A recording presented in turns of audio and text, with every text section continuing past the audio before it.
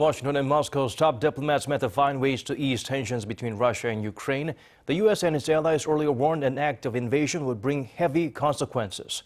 Seong-woo sheds light on the fragile situation in Eastern Europe.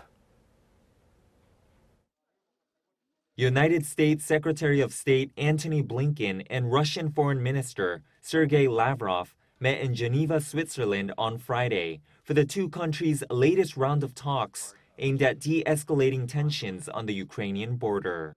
Russia has mobilized some 100,000 troops on the border and is being accused by the U.S. of planning an invasion, something Moscow denies. We have been very clear throughout.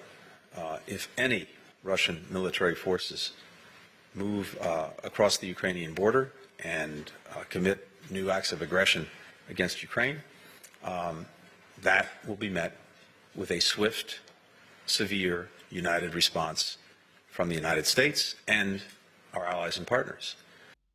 The top U.S. diplomat had also warned that an invasion of Ukraine would send a wrong message to the international community, that invading a sovereign nation would be an acceptable thing to do.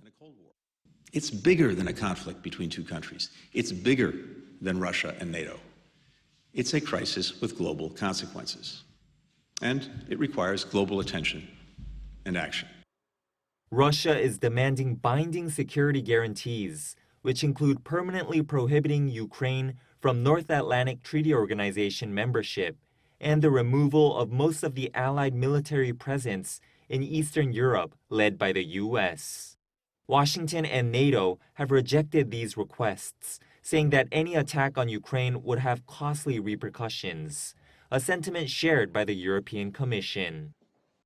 If the situation deteriorates, if there are any further attacks on the territorial integrity of Ukraine, we will respond with massive economic and financial sanctions.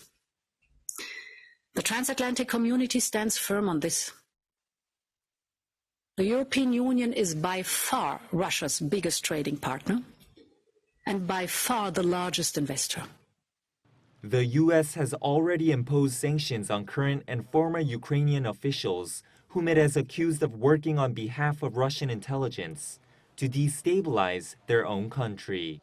Seong-woo, Arirang News.